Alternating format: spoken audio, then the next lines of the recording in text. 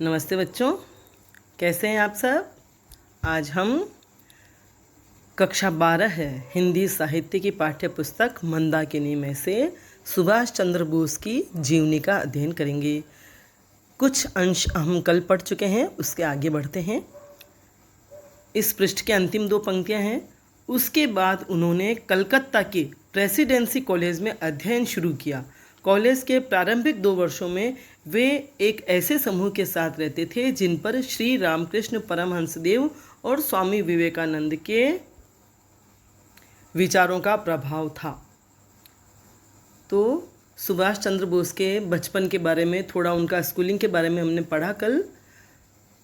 1913 में उन्होंने मैट्रिक की परीक्षा उत्तीर्ण की और उसमें पूरी यूनिवर्सिटी में सारे विश्वविद्यालय में प्रथम श्रेणी में द्वितीय रैंक पर रहे, सेकंड रैंक पर रहे।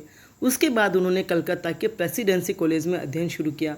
कॉलेज के प्रारंभिक 2 वर्षों में वे एक ऐसे समूह के साथ रहते थे, मतलब उनका जो मित्रों का वर्ग था या समूह था वह ऐसा था जिन सभी पर श्री रामकृष्ण परमहंस देव और स्वामी विवेकानंद के विचारों का प्रभाव था। और ये लोग सामाजिक सेवा करते थे। उनके विचारों से प्रभावित होकर के इतनी कम उम्र में भी उनमें कितनी समझ, कितनी बोध, कितनी सूझ थी कि वे समाज सेवा करते थे।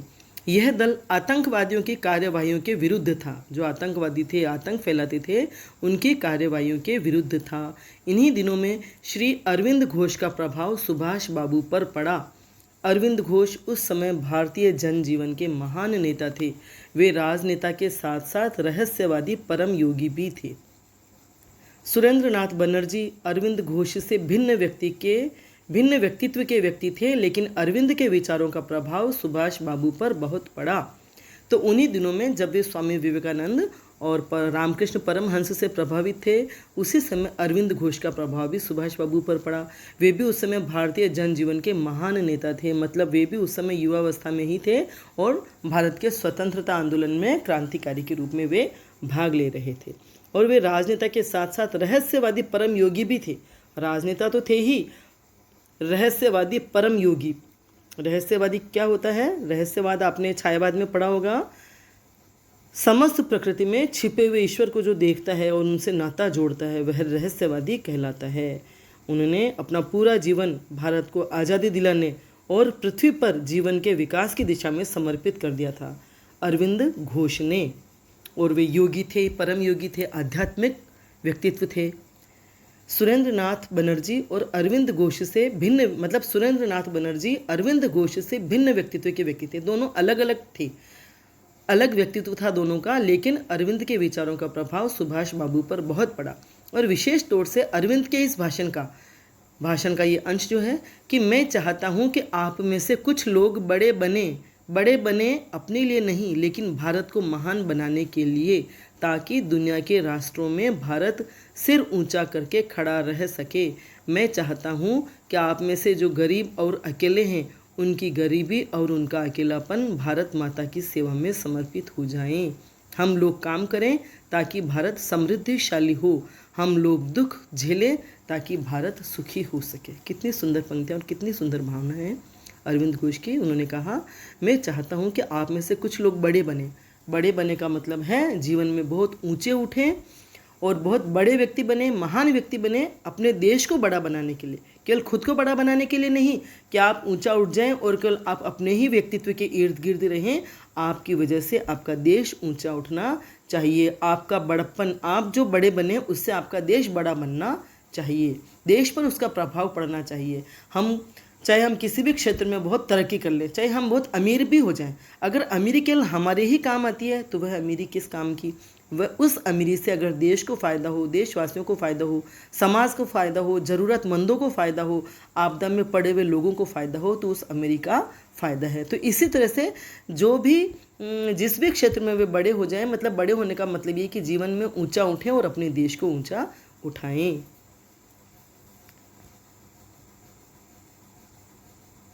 मैं चाहता हूं कि आप में से जो गरीब और अकेले हैं, उनकी गरीबी और उनका अकेलापन भारत माता की सेवा में समर्पित हो जाए। कितनी सुंदर बात कही है कि जो गरीब हैं और अकेले हैं, वे अपनी गरीबी और अकेलेपन का रोना न रोएं, वे भारत माता की, समाज की सेवा करना शुरू कर दें। तो उनका अकेलापन भी दूर हो जाएगा और गरीबी वाली जो हीन भावना है वह भी दूर हो जाएगी। और सही है, सेवा के लिए न तो पैसा जरूरी होता है, न बहुत बड़ा समूह या संगठन ही जरूरी होता है। आप अकेले और अभाव में रहकर भी बहुत अच्छी सेवा और सहयोग कार्य कर सकते हैं। और शुरुआत तो हमेशा छोटे या अकेले से ही होती है। छोटे से कार्य से या अकेले व्यक्ति से ही शुरुआत होती है, उसके बाद वह जाकर बहुत बड़ा कार्य बन जाता है या बहुत बड़ा संगठन बन जाता है। हम मानवता की भावना से, मानव मात्र से जुड़ जाए तो हम बहुत बड़ी सेवा कर सकते हैं। हम पढ़े लिखे हैं, हमारे पास समय है, तो निर्धन बच्चों को पढ़ाकर भी हम सेवा कार्य कर सकते हैं। हर कार्य की हम कीमत क्यों चाहते हैं? निस्वार्थ और निःशुल्क कार्य करने की भावना भी होनी चाहिए। छोटी सी सेवा से शुरू होकर वही सेवा कार्य संगठन का रूप धारण कर सकता है। और असल में तो निर्धन और अकेले व्यक्ति ही सच्ची सेवा कर सकते हैं।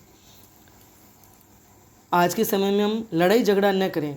जाति, संप्रदाय, अधिकार, किसी भी मुद्दे को लेकर न लड़ें, तो यही सबसे बड़ी सेवा होगी। हमें अपने कर्तव्यों का तो पता ही नहीं है, पर सरकार से, देश से अधिकारों की बहुत मांग करते हैं और शिकवे शिकायत के साथ दंगा फसाद, तोड़ फोड़ करने लग जाते हैं। अतः अपना कर्तव्य पूरा करते हुए शांत रहना भी हमारे देश के लिए बहुत बड़ी सेवा होगी। और आज के समय में सबसे बड़ी ज़रूरत यही है कि हम शांत रहें, शांति से रहें, प्रेम से रहें और लड़ाई झगड़ा न करें और अपना कर्तव्य है जो वो पूरा करें। अगर हम विद्यार्थी हैं तो अभी मन लगाकर पढ़ना ही हमारा कर्तव्य है और इसी कर्तव्य को हम शांति और प्रेम से करें। अगर हम नौकरी करते हैं तो अपने कार्यस्थल पर निष्ठापूर्वक कार्य करें, शांतिपूर्वक कार्य करें, सहयोगपूर्वक कार्य करें।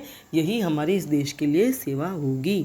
तो सेवा शब्द जो है बहुत गंभीर अर्थ रखता है और इसे हम चिंतन मनन से समझ सकते हैं कि हम कैसे अपने देश की सेवा कर सकते हैं। तो इस प्रकार अरविंद घोष जी की इन बातों का भी, भाषण के इस अंश का भी उन पर बहुत प्रभाव पड़ा था। सुभाष चंद्र बोस कितने समझदार थे शुरू से ही कि उन्हें महान पुरुषों के महान विचारों ने उनको कितना महान बना दिया।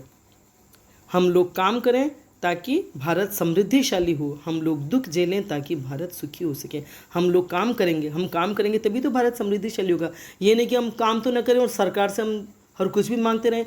सरकार हमें बेरोजगारी भत्ता दे, हमें बहुत सारी पेंशन दे, हमें खूब सारी छात्रवृत्तियाँ दे, हमें खूब आरक्षण दे, हम कुछ काम करें नहीं, बात में हम सरकार से पैसा मांगे तो हमारा देश कैसे समृद्ध होगा। जो चीज़ें उस वक्त प्रासंगिक थी, उस समय जरूरी थी, या उस समय की जो स्थितियाँ थी, आज आज़ाद होने के बाद भी हमारे यही हालात है। काम हम करना ही नहीं चाहते हैं, सब कुछ मुफ्त में प्राप्त कर लेना चाहते हैं। तो अरविंद घोष के ये शब्द आज भी हमारे लिए कितने माकूल है कि हम काम करें ताकि हमारा देश समृद्ध हो और हम लोग दुख झेलें ताकि हमारा भारत सुखी हो सके। लेकिन नहीं, हम तो भारत को दुखों की अग्नि में झोंक करके खुद सुखी होना चाहते हैं। तो हमें अपनी इस स्वार्थ की मनोवृत्ति पर नियंत्रण पाना होगा। प्रेसिडेंसी कॉलेज में पढ़ते समय एक बार 1914 के ग्रीष्म अवकाश में वे संपूर्ण उत्तर भारत के तीर्थों की ओर घूमने निकल गए। उस समय विश्व युद्ध छिड़ गया। 1914 में विश्व युद्ध छिड़ा ही था। जिन दिनों सुभाष बाबू प्रेसिडेंसी कॉलेज में पढ़ते थे, उन दिनों छोटी छोटी कहानियों के रूप में ये बातें प्रचलित हो गई थीं कि अब अंग्रेजों ने किस भारतीय का अपमान किया और कब किस किस भारतीय को अंग्रेजों ने रेल के डिब्बे से उतार दिया। कटक के दिनों में उनके चाचा को भी अंग्रेजों ने रेल के डिब्बे से उतार दिया था। अतः सुभाष बाबू को इन कहानियों पर कभी अविश्वास नहीं होता था। उनके मन में यह बात प्रभाव डाल रही थी कि अंग्रेज केवल शक्ति की भाषा समझते हैं। उन दिनों में जब वे प्रेसिडेंसी कॉलेज में पढ़ते थे तो इस तरह की बातें सुनाई देती रहती थी कि अंग्रेजों ने भारतीयों को डिब्बे से उतार दिया या कब भारतीय का अपमान किया। तो ये उन्हें नई नहीं लगती थी और न अविश्वसनीय लगती थी, क्योंकि एक बार उनके चाचा को भी ट्रेन से उतार दिया गया था। तो धीरे धीरे सुभाष चंद्र बोस ये समझने लगे कि अंग्रेज केवल शक्ति की भाषा समझते हैं, प्रेम और मानवता का उनमें अंश भर भी नहीं है। हर बात में वे केवल शक्ति दिखाते हैं, क्योंकि वे हम पे राज कर रहे थे और हम उनके गुलाम थे। 1914 में संसार से विराग लेने का विचार सुभाष बाबू ने छोड़ दिया। उनके मन में संसार से विरक्ति भावना थी, तभी तो उन्होंने सामाजिक और पारिवारिक जीवन के प्रति विद्रोह किया। मतलब न वे विवाह करना चाहते थे और अध्यात्म की ओर वो मुड़ गए थे। लेकिन 1914 में उन्होंने ये विचार छोड़ दिया। 1915 में इंटर परीक्षा में सुभाष बाबू प्रथम श्रेणी में उत्तीर्ण हुए, लेकिन वे सर्वप्रथम नहीं आ सके। इसका उन्हें दुख था। सुभाष बाबू ने दर्शन शास्त्र में ऑनर्स का अध्ययन प्रारंभ किया, लेकिन 1916 की जनवरी में एक दुर्घटना हो गई। एक अंग्रेज अध्यापक, मतलब ये ऑनर्स का अध्ययन उन्होंने शुरू किया था, लेकिन उसी समय कॉलेज में एक दुर्घटना हो गई जिस वजह से उनकी पढ़ाई रुक गई। एक अंग्रेज अध्यापक श्रीमान ओ ने किसी छात्र को शारीरिक दृष्टि से क्षति पहुंचाई। क्षति मैंने नुकसान पहुंचाया, उसको पीटा होगा, मारा होगा, दंडित किया होगा। वहीं पर छात्रों ने उनका विरोध किया।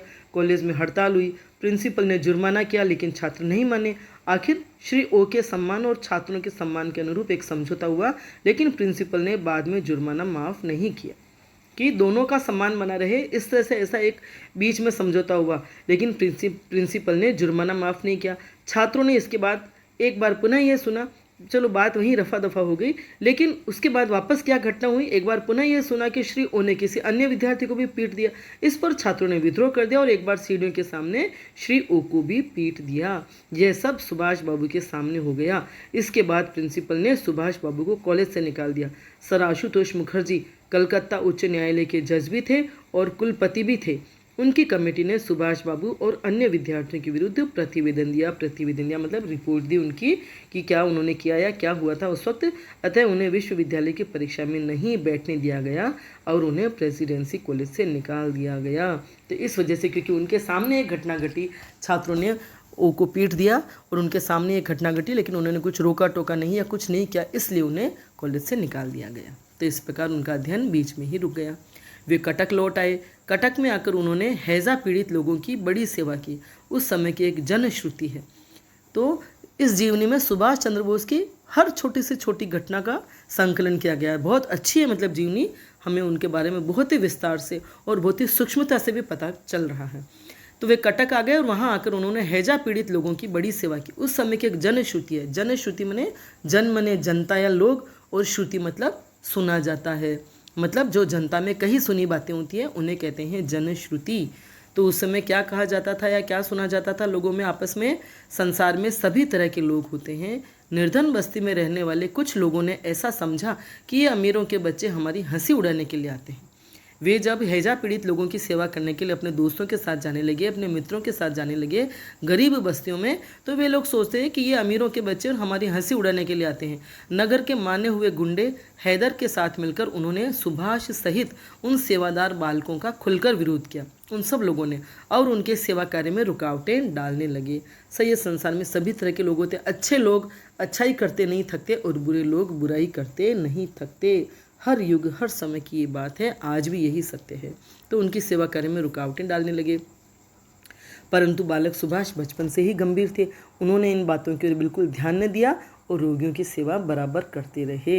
तो जो सचमुच इंसान सेवा करना चाहता है या सहयोग करना चाहता तो उसे जहर के घूंट तो पीने ही पड़ते हैं। जिसने भी सेवा कार्य किया है, जिसने भी समाज सुधार या समाज सेवा का काम किया है, देश सेवा का काम किया है, उसके साथ यही होता है। लेकिन जिसका लक्ष्य ही यही है वह चुपचाप शांति से अपना काम करता रहता है। दूसरों के वैर या विरोध का उस पर कोई फर्क नहीं पड़ता। तो सुभाष चंद्र बोस भी बचपन से ही गंभीर थे, तो उन्होंने इस बात की ओर बिल्कुल ध्यान नहीं दिया और वे रोगियों की सेवा करते रहे। इस रोग ने गुंडे हैदर के घर को भी नहीं छोड़ा। वह दौड़ा दौड़ा एक डॉक्टर वैद्य के पास गया, परंतु कोई ना आया। वह थक कर हाँफता हाँफता अपने घर को लौटा तो क्या देखता है कि उन्हीं बालकों का दल जिनका वह विरोध करता था उस घर की सफाई में जुटा है। एक बालक रोगी को औषध दे रहा है, दूसरा उसकी सेवा में लगा हुआ और तीसरा मीठी बातें सुनाकर उसका दिल बहला रहा है। उससे न रहा गया, वह एक कोने में बैठ दोनों घुटनों के बीच मुंह छिपाकर फूट फूट कर रोने लगा। तो जो हैजा फैल रहा था उसने हैदर को घर को भी नहीं छोड़ा और आखिरकार उसका हृदय बदला उन बच्चों की सेवा देख करके। दल के नेता सुभाष बाबू ने देखा तो अपने नरम नरम हाथों को उसके सिर पर फेरने लगे और उसे धैर्य बंधाते हुए बोले, भाई तुम्हारा घर गंदा था इसीलिए रोग ने घेर लिया, अब हम उसकी सफाई कर रहे हैं। एक दूसरे के दुख सुख में काम आना तो मनुष्य का कर्तव्य है। कितनी सादगी और कितना सीधापन था उनमें, कोई अहम नहीं। अगर हमारी उनकी जगह हम जैसे हों तो न जाने क्या सोचने लगे या क्या उसके साथ व्यवहार करें या क्या जवाब सवाल करें। लेकिन उन्होंने फिर भी उसको यही कहा, धैर्य बंधाते हुए, ढाढ़स बंधाते हुए, रो रहा था इसलिए कि भाई तुम्हारा घर गंदा था इसलिए बीमारी ने घेर लिया, अब हमने सफाई कर दी है और एक दूसरे के सुख दुख में काम आना तो हम इंसानों का कर्तव्य, मनुष्यों का कर्तव्य, हमने कोई बड़ा काम नहीं किया। हैदर खान ने उठकर उनके पाँव पकड़ लिए और बोला, नहीं, मेरा घर तो गंदा था ही, मेरा मन उससे भी ज़्यादा गंदा था। आपकी सेवा ने मेरी दोनों गंदगियों को निकाल दिया है। मैं किस मुंह से आपका धन्यवाद करूं। परमात्मा करे आपकी कीर्ति संसार के कोने कोने में फैले। कितने दिल से निकले हुए थे उसके शब्द कि वाकई सुभाष चंद्र बोस की कीर्ति संसार के कोने कोने में फैल गई। धीरे धीरे नगर से हैजे का रोग दूर हो गया और लोगों ने सुख की सांस ली।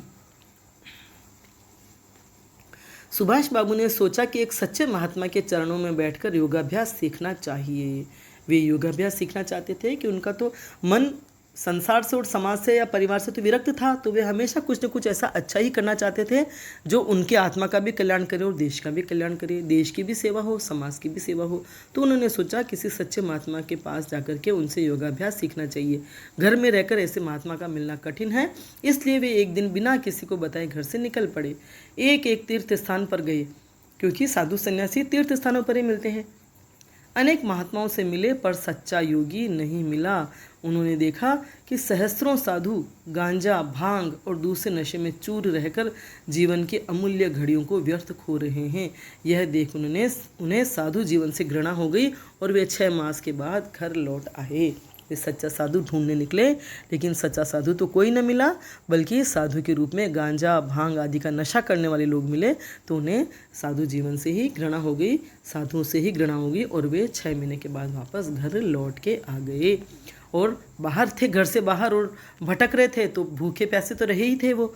तो भूख प्यास सहते सहते उनका शरीर दुर्बल हो गया था।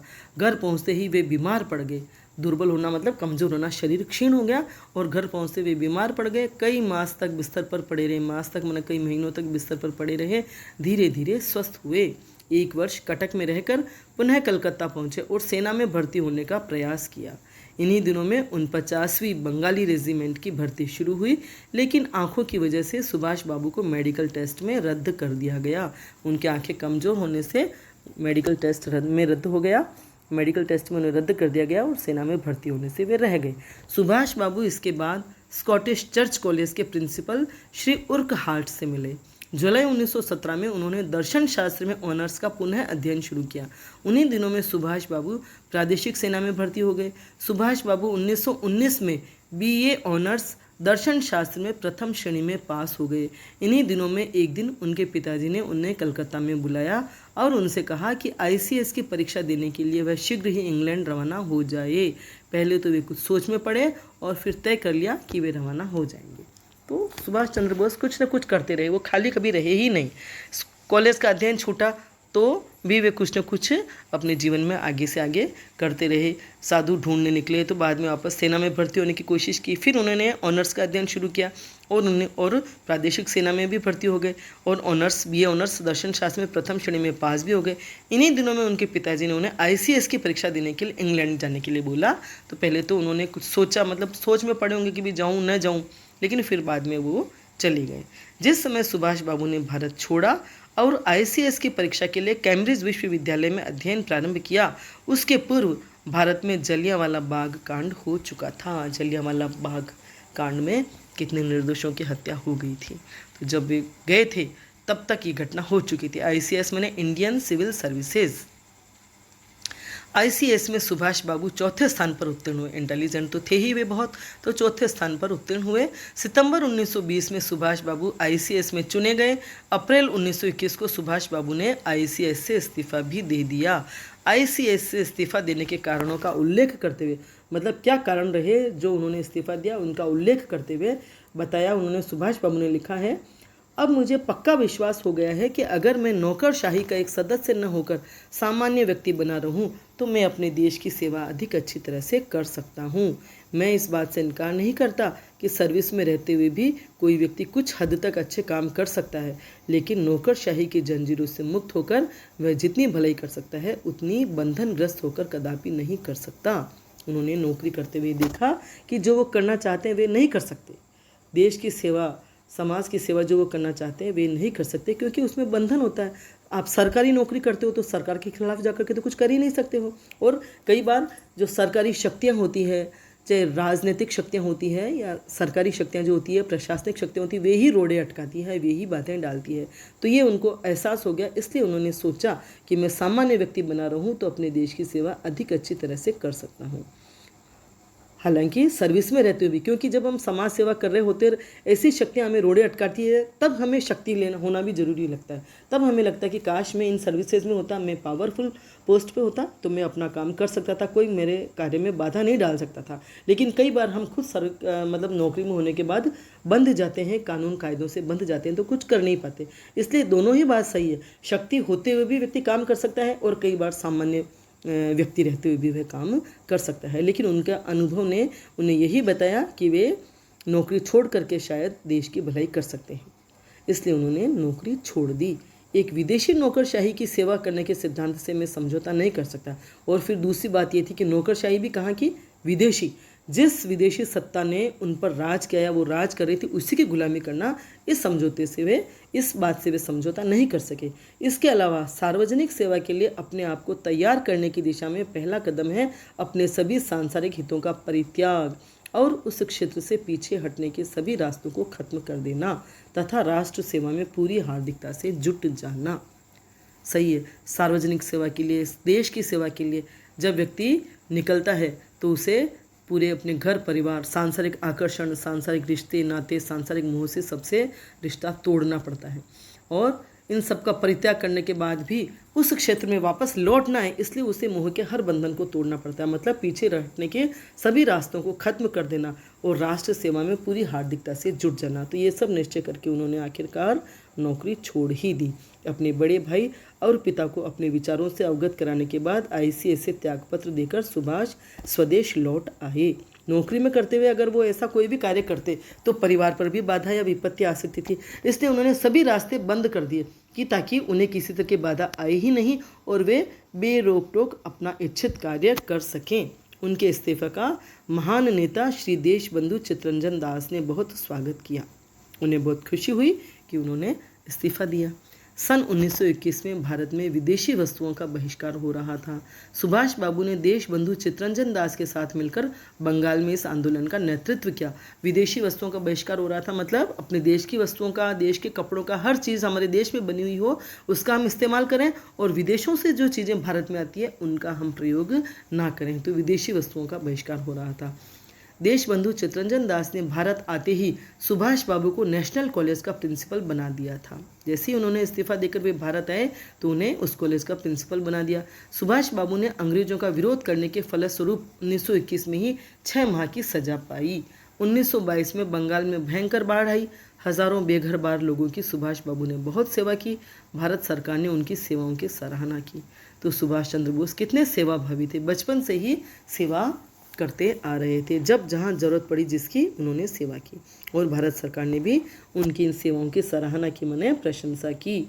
1923 में कांग्रेस ने काउंसिल के चुनाव लड़ने का फैसला किया। कलकत्ता कॉरपोरेशन में देशबंधु चित्तरंजन दास का बहुमत आया और वे मेयर बन गए। उन्होंने सुभाष बाबू को प्रमुख अधिकारी नियुक्त किया। सुभाष बाबू ने कलकत्ता नगर के जनजीवन में बहुत सुधार किया। तो उन्होंने कलकत्ता के जनजीवन में बहुत सुधार किया। उस पद पर रहकर 25 अक्टूबर 1924 को सरकार ने बंगाल ऑर्डिनेंस पेश किया, जिसमें यह प्रावधान रखा गया, मतलब ये नियम रखा गया या ये कानून रखा गया कि सरकार किसी भी व्यक्ति को जब चाहे बिना मुकदमा चलाए जेल में डाल सकती है। कितना सरकार का अत्याचार और तानाशाही थी। इस अध्यादेश के तहत, इस अध्यादेश मतलब ये अध्यादेश निकाला और इस अध्यादेश के अनुसार ही, इसके तहत ही सुभाष बाबू गिरफ्तार कर लिए गए। लेकिन सुभाष बाबू 6 माह तक फिर भी कलकत्ता कॉरपोरेशन के लिए कार्य करते रहे। वे गिरफ्तार होने के बावजूद जहाँ वो अधिकारी थे वहाँ के लिए वे कार्य करते रहे। इस समय आप अलीपुर जेल में, वहाँ से बहरामपुर जेल में और फिर बर्मा की मांडले जेल में भेज दिए गए। मांडले जेल के दुखों का वर्णन करते हुए सुभाष ने लिखा, तो देखो आप, हमारे देश के क्रांतिकारी, देश को आज़ाद कराने के लिए उन्होंने कितने कष्ट सहे और आज हमने हमारे आज़ाद भारत की क्या दशा कर रखी है। बहुत दुख होता है, बहुत दुख होता है। क्या इसलिए हम स्वतंत्र हुए? स्वतंत्र होने के बाद हम खुद अपने घर को खा रहे हैं, हम खुद अपने घर को बर्बाद कर रहे हैं, अपने ही देश को बर्बाद कर रहे हैं। मांडले जेल के दुखों का वर्णन करते हुए सुभाष ने लिखा, एक कवि का कथन है कि मृत्यु का कोई मौसम नहीं होता। सही है, मृत्यु का कोई मौसम नहीं होता, वह कभी भी आ सकती है, किसी भी ऋतु में, किसी भी समय, दिन रात, सुबह शाम, उसका कोई समय नहीं होता।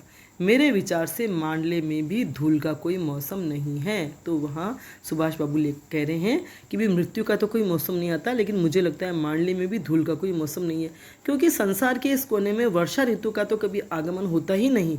मांडले में तो हर स्थान पर धूल ही धूल है, यहाँ तक कि वायु में धूल है, अतः सांस के साथ भी धूल फाँकनी होती है।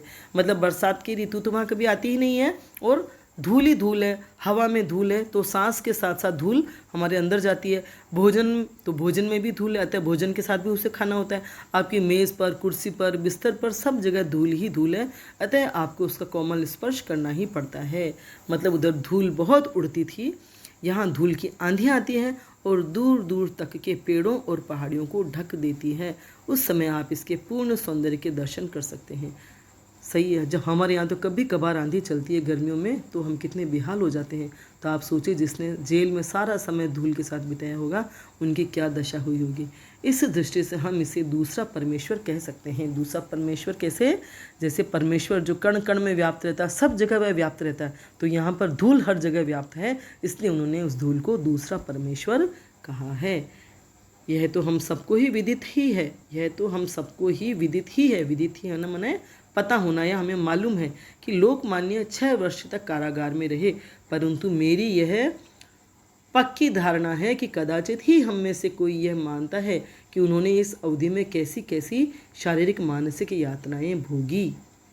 मांडली जेल की ही बात कर रहे हैं वे, कि उन्हें पक्की धारणा, पक्का यकीन है कि क्या है बात, कि वे लोकमान्य 6 वर्ष तक कारागार में रहे, लेकिन सुभाष चंद्र बोस की पक्की धारणा है कि कदाचित ही हम में से कोई यह मानता है, कदाचित मैंने शायद ही कोई ये मानता है कि उन्होंने इस अवधि में कैसी कैसी शारीरिक और मानसिक यात्राएं भोगी। नहीं मानते, क्योंकि कोई उनके साथ शायद नहीं रहा होगा, किसी ने देखा ही नहीं। मुझे इस बात का पूर्ण विश्वास है कि वे यहाँ अकेले रहे, यहाँ उनका कोई बुद्धिजीवी साथी भी नहीं था। बुद्धिजीवी मैंने पढ़ा लिखा या उनके योग्य, उनके स्तर का विद्वान साथी भी नहीं था उनके साथ। केवल इतना ही नहीं, बल्कि वे अन्य बंदियों से मिलजुल भी नहीं सकते थे। कितनी कठोर सजाएं दी जाती थी, किसी से मिलना जुलना नहीं, न कोई उनके साथ जेल में रह सकता था। सांत्वना के लिए केवल पुस्तकों का ही उन्हें एकमात्र सहारा था, अन्यथा उनका जीवन पूर्ण रूपेण एकाकी था। अन्यथा वे पूर्ण रूप से एकाकी थे, अकेले थे, केवल किताबों का ही सहारा था जिसे वे पढ़ सकते थे। यह वार्ड जिसमें कभी लोकमान्य रहे थे, आज भी विद्यमान है। अंतर केवल इतना है कि उसका बाहरी ढांचा बदल दिया गया है। सही है, वार्ड अभी भी है, लेकिन जो स्वरूप है उसका बाहर का वह बदल गया है। हमारे वार्ड की तरह ये वार्ड भी काष्ठ स्तंभ वलयों से निर्मित है। काष्ठ स्तंभ वलय, काष्ठ माने लकड़ी और स्तंभ कहते हैं खंबे को, और वलय माने गोलाई में। तो ये क्या, इसका क्या मतलब हुआ? बांस, लकड़ी के जो बांस होते हैं गोलाई से बने हुए, तो ये जो वार्ड है वह बांसों से बने हुए हैं। जहाँ ग्रीष्म काल में न ऊष्मा से बचा, बांसों से बने हुए, तो उनमें गैप होता ही है। मतलब एक तो ईंटों वीटों से चुना हुआ हो तो वहाँ आपको कुछ और भी अनुभव हो सकता है, ठंड वगैरह, गर्मी या कुछ भी। लेकिन जब बांसों का बना हुआ है तो वहाँ न तो ग्रीष्म काल में गर्मी में न तो गर्मी से बचाव है, न सूर्य की किरणों से। यहाँ पावस में वर्षा से, शीतकाल में ठंड से, और वर्ष भर चलने वाली धूल भरी आंधियों से बचने का कोई सहारा नहीं है। बरसात हो तो बरसात में भीगना है, शीतकाल हो, ठंड की ऋतु हो तो ठंड भी लगनी है, और गर्मी है तो गर्मी भी मिलनी है, और धूल भरी आंधियाँ चल रही है तो धूल भी उस कक्ष में आ जाती है, उस वार्ड में आ जाती है। जेल में सुभाष बाबू का स्वास्थ्य बिगड़ गया। उन्हें स्विट्जरलैंड जाने की शर्त पर छोड़ना सरकार ने मंजूर किया, लेकिन सुभाष बाबू ने मना कर दिया। कितने हैरान थे वे सुभाष चंद्र बोस से कि जेल में उनका स्वास्थ्य बिगड़ गया, तो इस शर्त पर उन्हें रिहा करने का कहा गया कि वे स्विट्जरलैंड चले जाएं, भारत छोड़ करके स्विट्जरलैंड चले जाएं। इस शर्त पर छोड़ना सरकार ने मंजूर किया, लेकिन सुभाष बाबू ने मना कर दिया। और उनकी रिहाई के लिए, मतलब उनकी कैद से आज़ादी के लिए, जेल से रिहा करने के लिए देश में चारों ओर से हड़तालें हुई। अंत में ब्रिटिश सरकार ने 16 मई 1927 को सुभाष बाबू को रिहा कर दिया, जेल से आज़ाद कर दिया। सुभाष बाबू का कलकत्ता में अभूतपूर्व स्वागत हुआ। कलकत्ता में उनका बहुत शानदार स्वागत हुआ। अभूतपूर्व मतलब ऐसा पहले नहीं हुआ, अभूतपूर्व जैसा पहले कभी नहीं हुआ, भूतपूर्व, है ना। 1928 की भूतपूर्व शब्द में ए उपसर्ग लगा हुआ है ना, तो पूर्व माने पहले, भूतपूर्व का मतलब पहले, अतीत में नहीं हुआ, ऐसा स्वागत हुआ। 1928 की मई में सुभाष बाबू महात्मा गांधी से मिलने गए, लेकिन वहाँ से निराश लौटे। मुझे बहुत विचार आ रहा है जब पढ़ा तब भी अभी भी कि भी सुभाष बाबू महात्मा गांधी से मिलने गए लेकिन वहाँ से निराश लौटे। क्यों? महात्मा गांधी तो महात्मा थे, सुभाष बाबू भी बहुत अच्छे इंसान थे, जितनी अभी हमने उनकी जीवनी पढ़ी है इतने अच्छे व्यक्ति थे। तो उन दोनों में मतैक्य क्यों नहीं हुआ? किस बात पर उनका मत विभिन्न रहा कि सुभाष चंद्र बोस को वहाँ से निराश लौटना पड़ा, खाली हाथ लौटना पड़ा? क्या इरादे थे, क्या कार्यक्रम थे जिनमें उनकी सहमति नहीं हो पाई? सोचने लायक बात है। इसी वर्ष कलकत्ता कांग्रेस अधिवेशन में जीओसी बनाए गए और उन्होंने श्री मोतीलाल नेहरू का कलकत्ता पहुंचने पर भव्य स्वागत किया। कलकत्ता कांग्रेस अधिवेशन में भी जीओसी बनाए गए और उन्होंने मोतीलाल नेहरू का कलकत्ता पहुंचने पर भव्य स्वागत किया। भव्य स्वागत मतलब वही बहुत शानदार स्वागत किया। 26 जनवरी 1930 को सुभाष बाबू कलकत्ता के मेयर चुने गए, लेकिन इसके पूर्व सन 1925 में देशबंधु चित्तरंजन दास के स्वर्गवास के बाद सुभाष बाबू ने श्रीमती बसंती देवी को इस प्रकार पत्र लिखा। मतलब वे कलकत्ता के मेयर चुने गए, लेकिन उससे पहले देशबंधु चित्तरंजन दास का स्वर्गवास हो गया था और उनकी पत्नी को उन्होंने पत्र लिखा कि देशबंधु चले गए, सिद्धिदाता के उस वरद पुत्र ने विजय मुकुट पहनकर ही भारत के विशाल कर्म क्षेत्र से दिव्य लोक की यात्रा की। सिद्धिदाता माने ईश्वर, ईश्वर के उस वरद पुत्र ने, ईश्वर के उस वरदान जैसे पुत्र ने विजय मुकुट पहनकर ही भारत के इस विशाल कर्म क्षेत्र से, मतलब भारत में जो वे कार्य कर रहे थे, ये कार्य करते करते ही उन्होंने दिव्य लोक की यात्रा कर ली है। आज उन्होंने महान प्यार के द्वारा ही अमरत्व प्राप्त किया है। उन्होंने सबका प्रेम प्राप्त किया, देश से प्रेम किया और उन्होंने सारे देशवासियों का प्रेम प्राप्त किया और इस प्रेम के द्वारा, मतलब इस प्यार के द्वारा वे अमर हो गए हैं। आज हमारे चारों ओर बाह्य संसार में अंधकार है और हृदय में शून्यता है। चारों ओर अंधकार ही अंधकार है, कुछ नहीं सूझता, कुछ नहीं दिखाई देता और हृदय में शून्यता है। हृदय भी खाली है और बाहर भी अंधकार है, क्योंकि हम पराधीन हैं। जहाँ तक दृष्टि जाती है वहाँ तक अंधकार ही अंधकार है। अंधकार की प्राचीर में आलोक किरण के प्रवेश के लिए तिल भर भी स्थान नहीं है। ऐसी दशा है हमारे देश की और हमारे भीतर हृदय की कि जहाँ तक दृष्टि जाती है अंधकार ही अंधकार दिखाई देता है। मतलब ये उनका अभाव कितना महसूस कर रहे थे सुभाष चंद्र बोस, इस पत्र के द्वारा पता चलता है। और इस अंधकार की प्राचीर में, प्राचीर माने दीवार में, आलोक किरण, आलोक माने प्रकाश की किरण के प्रवेश के लिए तिल भर भी स्थान नहीं है कि इस अंधेरी प्राचीर में, इस अंधकार की दीवार में से आशा या उत्साह की कोई एक किरण भी अंदर प्रवेश कर सके। मतलब चित्तरंजन दास की मृत्यु से उन्हें भी बहुत आघात लगा और बहुत अपने आप को अकेला महसूस किया। सन 1930 जनवरी में नगर में जुलूस निकालने की मनाही थी, लेकिन कलकत्ता में सुभाष बाबू ने जो जुलूस निकाला उस पर पुलिस ने लाठी चार्ज किया। लाठी चार्ज माने लाठियों से मारा, पिटाई की उन जुलूस निकालने वालों पर, जिसमें सुभाष बाबू घायल हो गए। उन्हें गिरफ्तार कर लिया गया और 9 माह के कारावास का दंड मिला। कितनी बार जेल जाना पड़ा सुभाष चंद्र बोस को। 3 अप्रैल 1930 को पुनः जेल में सुभाष बाबू पर लाठी चार्ज हुआ, जिसमें वह घायल हो गए और वह कई दिनों तक बेहोश रहे। इतनी अत्याचारी थी ब्रिटिश सरकार। कलकत्ता में हाहाकार मच गया। जब वे घायल हो गए, कई दिनों तक बेहोश रहे, तो कलकत्ता में हाहाकार मच गया। मतलब सब बहुत दुखी हो गए, चारों तरफ त्राही त्राही मच गई। भारत भर में जनता बिगड़ उठी, मतलब सारे देश में जनता को बहुत क्रोध आया ब्रिटिश शासन पर।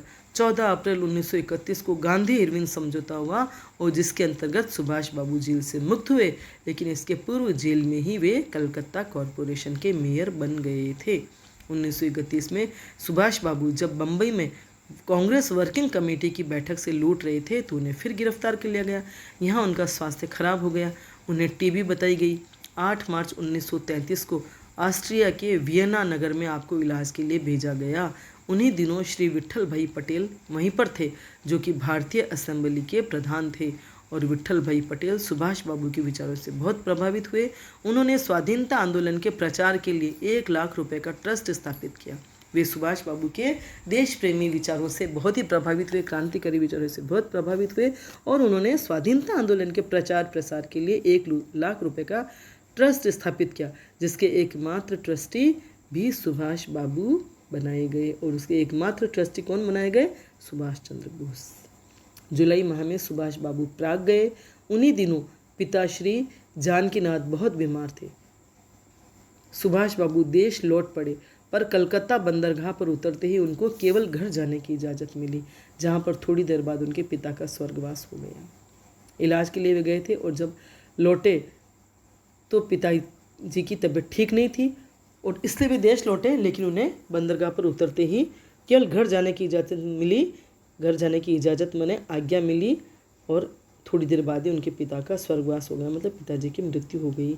10 जनवरी 1934 को सुभाष बाबू इलाज के लिए पुनः वियना चले गए।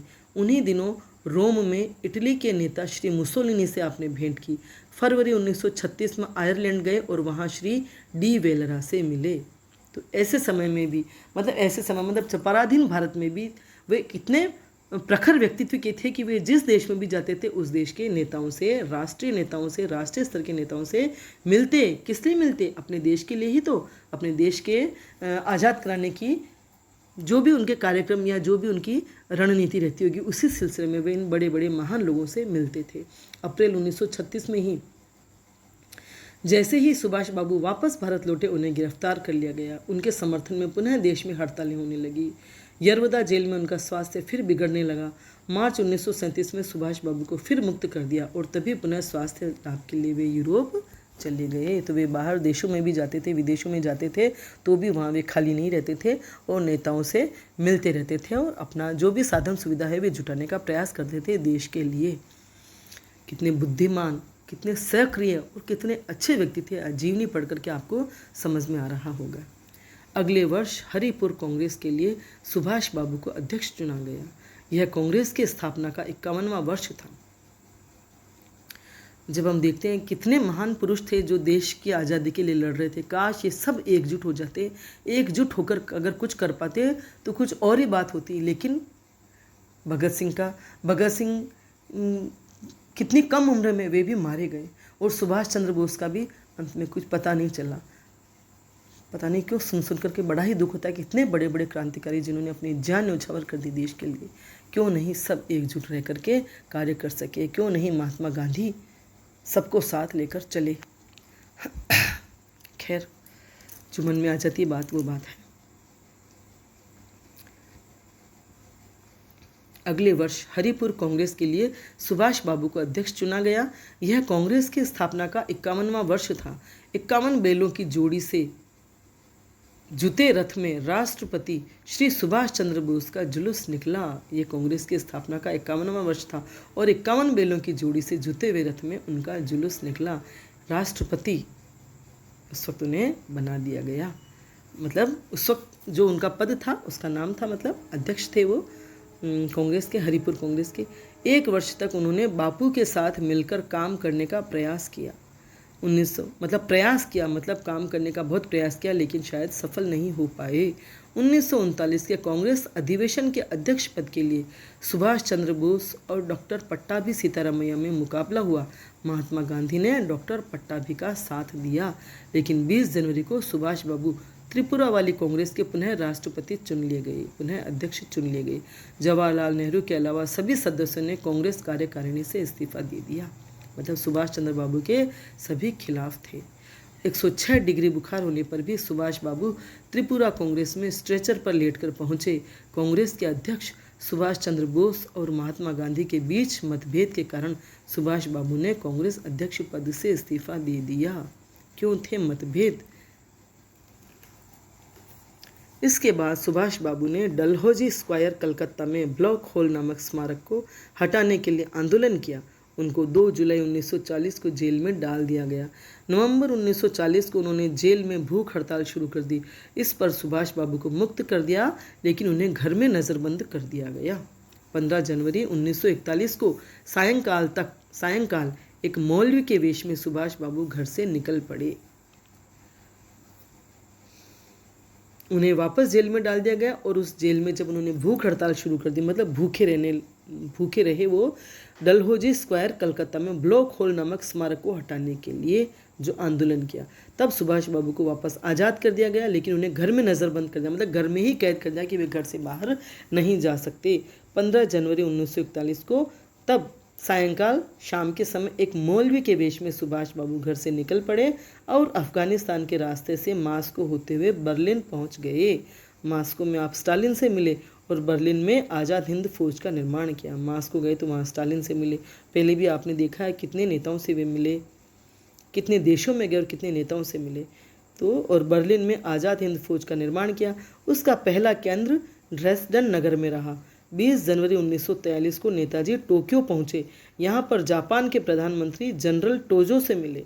जहाँ भी जाते थे, मतलब उनका व्यक्तित्व कितना ऊंचा था और कितने वो शक्तिशाली थे, या कितने वो राजनीतिक रूप से उनका कद इतना ऊंचा हो गया था कि जिस देश में भी जाते उसी देश के नेतृत्व से वे संपर्क करते, मिलते। तो जापान गए तो जापान के प्रधानमंत्री से मिले। यहीं पर जनरल प्रताप सिंह ने नेताजी के आने से पहले आज़ाद हिंद सेना बना ली थी, जिसके प्रधान श्री रास बिहारी बोस थे। अपने अलग अलग भाषणों में सुभाष बाबू ने आज़ाद हिंद फौज के विजय की कामना की। आज़ाद हिंद फौज की विजय की उन्होंने अलग अलग अपने भाषणों में हर जगह कामना की। एक भारतीय के रूप में मैं सदैव हिंदुस्तान की आज़ादी के लिए लड़ता रहा हूँ। मैं उम्मीद करता हूँ कि सारे भारतीयों को, चाहे वे कहीं भी हो, भारत की मुक्ति के लिए अपना सर्वस्व न्योछावर कर देना चाहिए। प्रत्येक भारतीय को साहस के साथ लड़ना चाहिए। भारत के प्रत्येक पुत्र को इस दृढ़ विश्वास के साथ लड़ना चाहिए कि हमारे पूर्वजों की धरती की मुक्ति का दिन निकट है। तो आज़ाद हिंद फौज के लिए वो जो भी भाषण देते थे, क्या भावनाएं व्यक्त की है उन्होंने कि एक भारतीय के रूप में मैं हमेशा हिंदुस्तान की आज़ादी के लिए लड़ता रहा हूं, और मैं आशा करता हूं कि सभी भारतीय, चाहे वे कहीं पर भी हो, भारत की आज़ादी के लिए अपना सर्वस्व न्योछावर कर देंगे, और हर भारतीय को कर देना चाहिए। प्रत्येक भारतीय को साहस के साथ लड़ना चाहिए, मतलब अपने देश की आज़ादी के लिए निडर होकर, निर्भयता से और अपनी जान की बाजी लगा देने के लिए भी तैयार रहना चाहिए। भारत के प्रत्येक पुत्र को, हर बेटे को इस दृढ़ विश्वास के साथ लड़ना चाहिए कि हमारे पूर्वजों की धरती की मुक्ति का दिन निकट है। मतलब लड़ते हुए ये विश्वास उनके मन में होना चाहिए कि हमारी भारत की आज़ादी अब बहुत जल्द हमें मिलने वाली है। पूर्वजों की धरती, हमारे पुरखों की ये जो धरती है, हमारी भारत माँ है, जो बहुत जल्द अंग्रेज़ों के चंगुल से छूटने वाली है। जिस फौज की साहस, निडरता और अजेयता की परंपरा न हो, वह ताकतवर दुश्मन पर हावी नहीं हो सकती। बहुत सही बात है। वे कहते थे कि जिस फौज की, जिस सेना में साहस, निडरता और अजेयता की परंपरा न हो,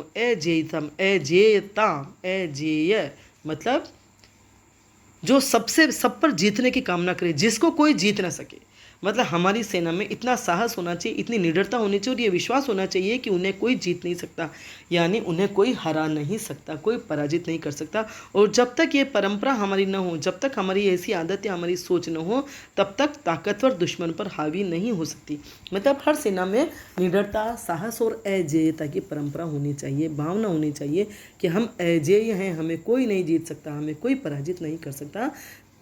ऐसा सोचे बगैर वह कभी किसी दुश्मन पर हावी नहीं हो सकते, है ना। हमारा आत्मविश्वास इतना प्रबल होना चाहिए।